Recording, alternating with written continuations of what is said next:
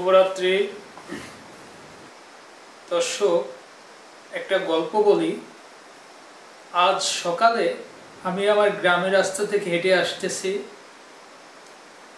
এখন আসার সময় প্রাথমিক বিদ্যালয়ে 3 জন স্টুডেন্টদের সঙ্গে দেখা। তারা বার্ষিক পরীক্ষার জন্য স্কুলের দিকে যাচ্ছে। 3 জন ছাত্রের মধ্যে 2 জন হলো 4th শ্রেণীর, 1 জন 5ম শ্রেণীর। তাদের সঙ্গে আমার দেখা হলে তারা আমাকে দেখে শুভেচ্ছা বিনিময় করলো এবং আমি তাদেরকে জিজ্ঞেস করলাম যে তোমরা এখন কি স্কুলে যাচ্ছ? বলল হ্যাঁ, তারা স্কুলে যাচ্ছে। এবং আমি তাদেরকে জিজ্ঞেস করলাম তারা কি স্কুলে যাচ্ছে কিনা। তারা বলল হ্যাঁ, তারা স্কুলে যাচ্ছে এবং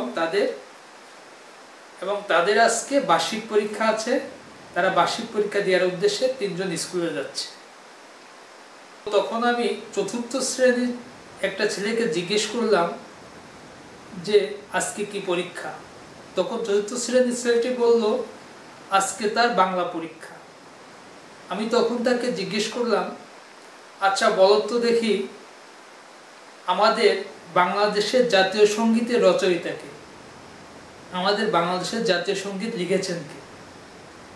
তখন ওই ছেলেটি বলল জানে না। তখন ওই ছেলেটির পাশে যে ছেলেটি ছিল সে তখন বলল রবীন্দ্রনাথ ঠাকুর লিখেছেন। এই কথা তখন আমি যে ছেলেটিকে জিজ্ঞেস করলাম সে ছেলেটি শুনে সে বলল নবীন্দ্রনাথ ঠাকুর। আমি তো শুনে খুব আশ্চর্য হলাম যে রবীন্দ্রনাথ ঠাকুরের নাম সে বলতেছে কি নবীন্দ্রনাথ ঠাকুর। অর্থাৎ সে রবীন্দ্রনাথ ঠাকুরের নাম জীবনে সর্বপ্রথম শুনছে। সে কিন্তু পরে ক্লাস 4-এ 4th শ্রেণীতে পড়া সত্ত্বেও সে এখনো আমাদের বিশ্বকবির নাম সে জানে না। অর্থাৎ সে জীবনে 4টা বছর পড়াশোনা করছে, হয়তোবা পড়াশোনা করে নাই, 4টা বছর স্কুলে গিয়েছে, কিন্তু সে রবীন্দ্রনাথ ঠাকুরের নাম জানে না। কিন্তু সে রবীন্দ্রনাথ ঠাকুরের নাম জানে না। সে উচ্চারণ কি বলতেছে? নবীন্দ্রনাথ ঠাকুর। তাহলে এইরকম অবস্থা কিন্তু শুধু আমাদের এলাকায় না, বাংলাদেশে যতগুলা গ্রাম আছে, বাংলাদেশে প্রায় 1 লক্ষর কাছাকাছি গ্রাম। বাংলাদেশে প্রায় 1 লক্ষর কাছাকাছি গ্রাম। এই 1 লক্ষর কাছাকাছি গ্রামে কিন্তু প্রত্যেকটা অঞ্চলে শিশুদের এই অবস্থা। এই অবস্থা হওয়ার কারণে এই শিশুরা যখন প্রাপ্তবয়স্ক হয় বা যখন পূর্ণবয়স্ক হয় তখন কিন্তু তারা পড়াশোনা তো ছেড়ে দেয় এবং তারা একটা মাফিয়া তন্ত্রের দিকে ধাবিত হয়। অর্থাৎ তারা স্কুল কলেজে তো যায় না এবং তাদের অ্যাক্টিভিটিস হয় মাফিয়াদের মতো। এই যে ছেলেগুলোকে আমি বিশ্বকবির নাম জিজ্ঞেস করলাম, এরা একজনই পারছে আর 2 জনে পারে নাই। ক্লাস 4-এর ছেলেটি পারে নাই, ক্লাস 5-এর ছেলেটিও পারে নাই বিশ্বকবির নাম। এরা রবীন্দ্রনাথ ঠাকুরের নাম না পারলেও এদেরকে যদি হাতে একটা স্মার্টফোন অথবা মোবাইল দেওয়া হয়, এরা কিন্তু মোবাইলের ফিচারগুলা সবগুলি অনর্গল বলে দিতে পারবে। এবং মোবাইলের ভিতরে যে আমরা দেখি কমেন্টস, লাইক, ভিউ, এগুলা কি, এগুলা দিয়ে কি হয়, এগুলা কোথায় কোথায় আছে, এরা খুব পুঙ্খানুপুঙ্খভাবে সব বলে দিতে পারবে। আরেকটা আশ্চর্যের বিষয় হলো এই ছেলেগুলির মধ্যে কয়েকজনই ইতিমধ্যে ধূমপান করে এবং আমাদের এলাকার কোন দোকানে কোন কোম্পানির সিগারেট পাওয়া যায় এবং কোন কোম্পানির সিগারেটের দাম কয় টাকা করে খুব ভালোভাবেই তারা বলে দিতে পারবে।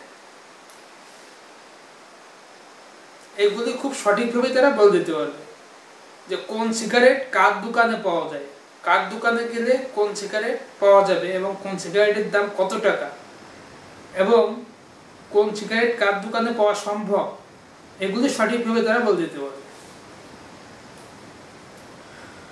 গতকাল আমি একটা সংবাদ শুনে খুবই মর্মাহত হয়েছি। তা হলো বাংলাদেশের পাবনায় এক নারী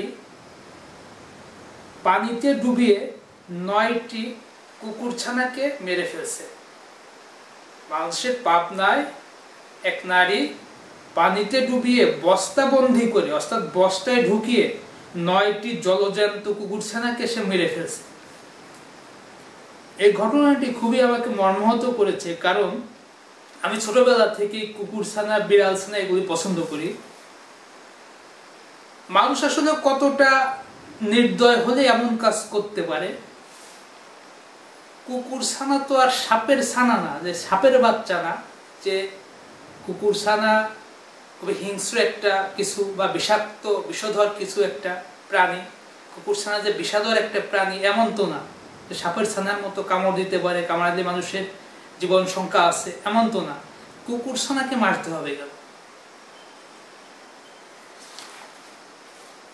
এখন যে কুকুরটির বাচ্চা ছিল ওই 9টি ছানা, ওই 9টি ছানাকে মৃত দেখে ওই কুকুরটি প্রায় পাগলের মতো হয়ে গিয়েছে।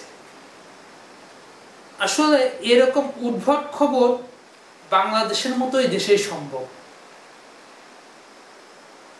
এরকম উদ্ভট খবর, এরকম অবাক করা খবর বাংলাদেশের মতো দেশেই সম্ভব। কুকুর মারার জন্য যদি আদালতে কোনো শাস্তির বিধান থাকে, তবে ওই মহিলাকে শাস্তি প্রদান করা উচিত।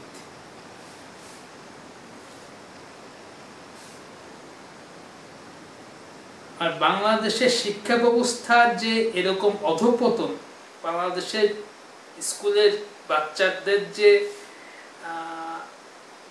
বাংলাদেশের স্কুলের বাচ্চাদের লেখাপড়ার এই হাল, বা তাদের যে উচ্ছৃঙ্খলতা বা তাদের যে ভুকে যাওয়া, এইগুলির যে অবস্থা, এই অবস্থা চলতে থাকলে আগামী 5 বছরের মধ্যে বাংলাদেশে মাফিয়াতন্ত্র কায়েম হয়ে যাবে। আগামী 5 বছরের মধ্যে বাংলাদেশে মাফিয়াতন্ত্র কায়েম হবে। বাংলাদেশের জনগণ এইভাবে চলতে থাকলে, বা বাংলাদেশের শিক্ষা ব্যবস্থা, লেখাপড়ার হাল, সামাজিক ব্যবস্থা এরকম চলতে থাকলে আগামী 5 বছরের মধ্যে বাংলাদেশের জনগণ ইসরায়েল, সিরিয়া এরকম দেশগুলির মতো উচ্ছৃঙ্খল হয়ে উঠবে। শুভরাত্রি, ধন্যবাদ সবাইকে। আশা করি পরবর্তী কোনো ভিডিওতে আবারও কথা হবে।